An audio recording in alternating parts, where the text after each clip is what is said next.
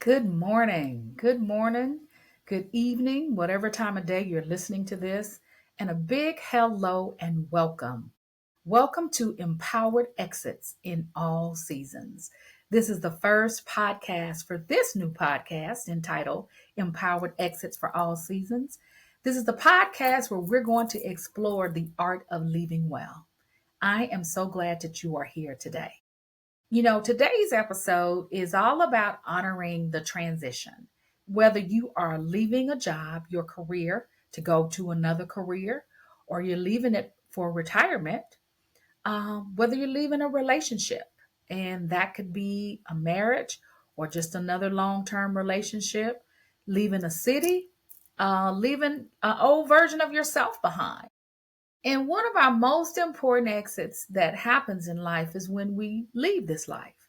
Those are the exits that we do in life, and all of them are sacred. But too often, in some cases, we are rushed through them, we skip the reflection, and we also miss the opportunity to grow. So let's kind of take a step back, some steps back, and slow down and talk about leaving with intention, with grace, and above all, power. Power in our exits, that we are empowered when we do the exits. And I call this the empowered exit ritual, which is about what this podcast is about today. So, my name is Rita Oliver. I am the CEO and president of Strategies, Options, and Solutions. I am a retirement planning counselor, wealth management specialist, and I help professionals to leave behind the financial stress and get clarity and confidence so that they can retire with that clarity and confidence and financial independence through my training in financial management strategies and retirement planning strategies. So let's dive right in. Okay, let's take the time and dive right in and talk about why transitions deserve a ritual. You may be thinking that, why do they deserve a ritual? Well, let's start with the truth about transitions. They are emotional. Whether you're leaving that career for a better career, transferring to a new company, transferring within that company, even when you are leaving a relationship, marriage, going through divorce, that is definitely very, very emotional there because there are other people involved with that. And then when we look at retirement, there are people involved in that as well. So the people that you work with for those 30 plus years or however long that you stayed in that career before you retired, same thing in the relationship. There are more statistics, there are statistics showing us today that even after 30 years, people are getting a divorce. Whereas people stayed together just for life until death, that's not happening anymore. People are exiting. They're making that exit. The question, what I'm exploring and talking about here with myself and my guests on this podcast will be, were they empowered when those exits occurred? Did they have the power, the control, the confidence, the clarity to take the action? Did they have that? And so, even when we choose to exit, they can be exciting, but they also stir up different feelings. Sometimes grief, fear, hope, and definitely uncertainty. Particularly going to another job, particularly getting a divorce. Don't know if you're going to be in a relationship again. Do you want to be in a relationship again?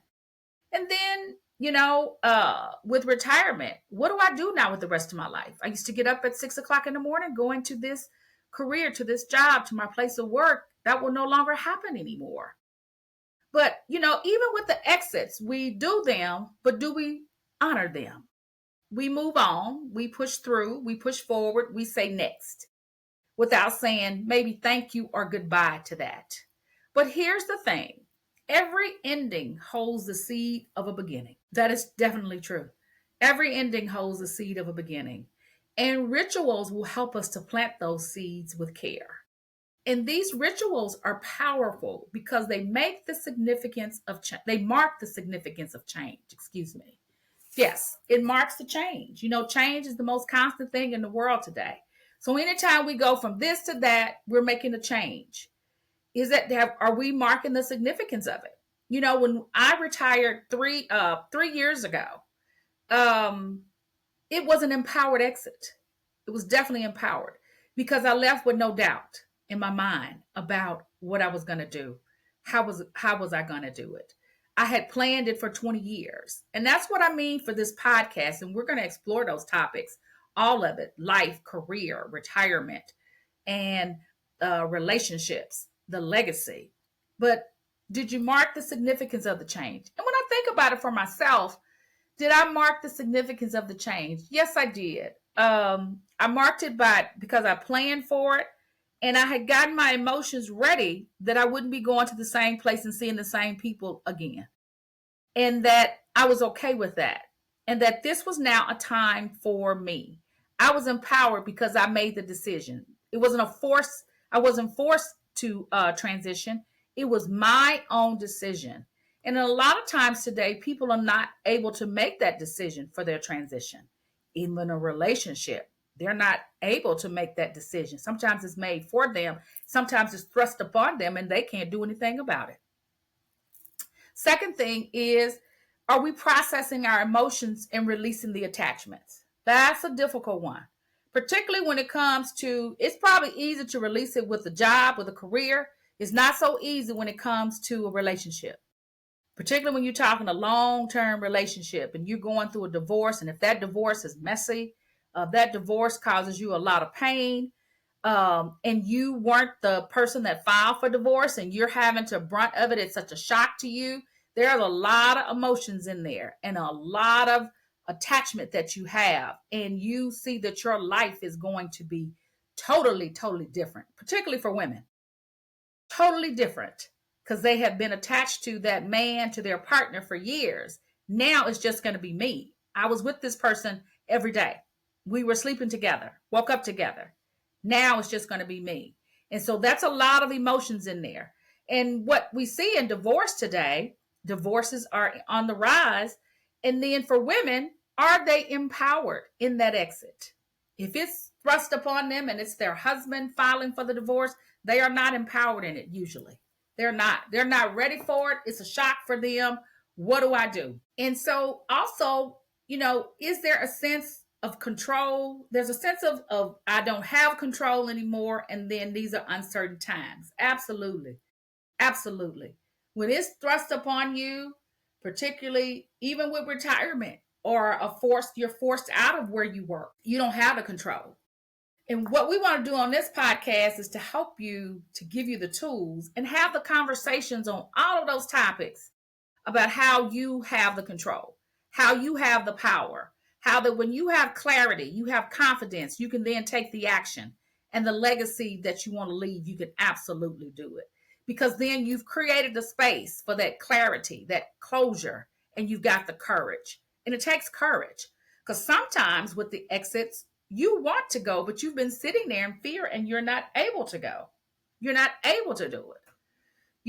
And so because you feel there's just that fear of something new, and how do I go? I'm uncertain. So you just have to be intentional. That's one of the tools that you got to have, and to have an empowered exit. You must be intentional about it. And intentional means that you got to focus on it and you got to plan on it for it to happen. You got to be intentional about every step along the way. Every step along the way. So now when we kind of get into the anatomy of an empowered exit ritual, you're probably saying, I heard your topic, but what does that really look like? What does it really look like? Well, I can tell you it's not about perfection at all. It's about presence. It's about your presence. It's the conscious act of honoring what was, acknowledging what is, and opening what's next. That's a lot. What was key in there was conscious. Because, we all make conscious decisions in our life. We do. In relationships, about retirement, not to retire, about transitioning to a new career, new job. And this is true. It's not about perfection. It's about your presence.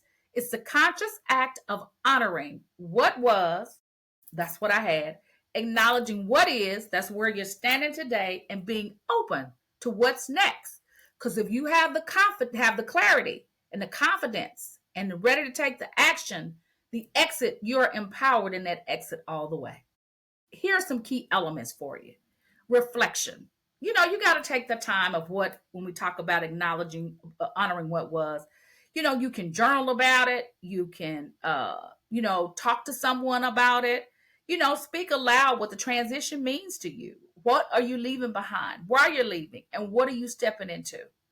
Take the time, get a journal or just even get a piece of paper and write it out. Or you may even want to record it on your phone and you listen to it again. Then it's being grateful, the gratitude, acknowledging what you've learned, what you've gained, and what you've experienced from each of the situations, whether it's retiring from the career, from the divorce, um, from the retirement, all of that. What you've learned, what you've gained, and what you've experienced. Even the hard parts, and that's true. Even the hard parts, when I think about my career, even the hard parts taught me something that made me tougher, made me more intentional, more focused and disciplined in that transition when I retired. Definitely. And then it's the release. Yeah, releasing it symbolically. Some people, as I said, they write it down on a piece of paper and then they burn it to really dissipate it and get it out of the way. You can do cleansing things like, removing, when particularly like in retirement, one of the things that I did is I got rid of a lot of clutter. I got rid of the clothes. I did some work on my house. So there are things that I gave away, things I threw away, things that I'm selling. Releasing it. I've had the fun with it. The usefulness or utility is gone now. And then it's a blessing. You can say a prayer. You can affirm what's your intention for the next chapter in your life, and you speak it into existence. You can manifest that for yourself, to move on, to move forward.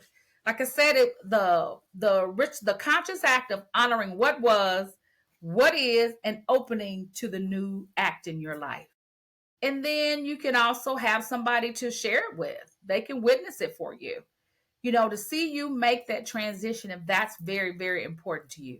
And we need support along the way in career transitions and retirement, definitely when we're talking relationships. And when we're talking that most important, that last exit that we do, that one exit, that's when we leave this world. Support, I can tell you, is critical. And having someone there. Yes. Because that exit there is the last one. And being empowered in that moment is a beautiful thing. So we're going to have guests to talk about that. We have a big issue in this country where people don't do their estate planning. People die without a will. People die without having that order. So by doing that, you're empowering yourself and you're empowering your family. You can leave with a clear mind that I've taken care of all that I could. I've done it. Because when you're lying there and you can't do things, it's going to be frustrating to you.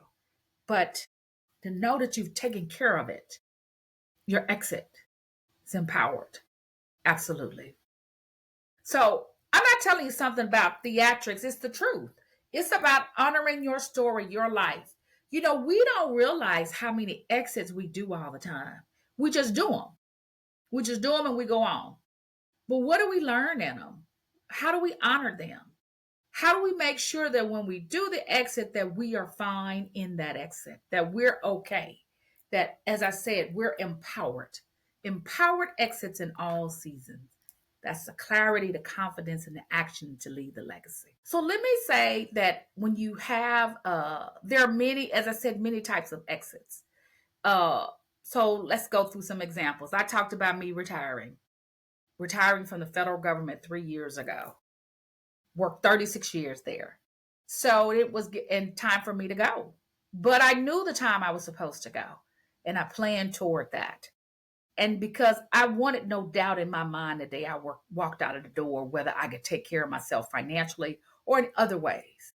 It was a planning that comes down to it. When we talk about a transition, empowered exit of leaving a relationship, that's a difficult one there. I am not married, so I don't know that. But I have ended relationships before.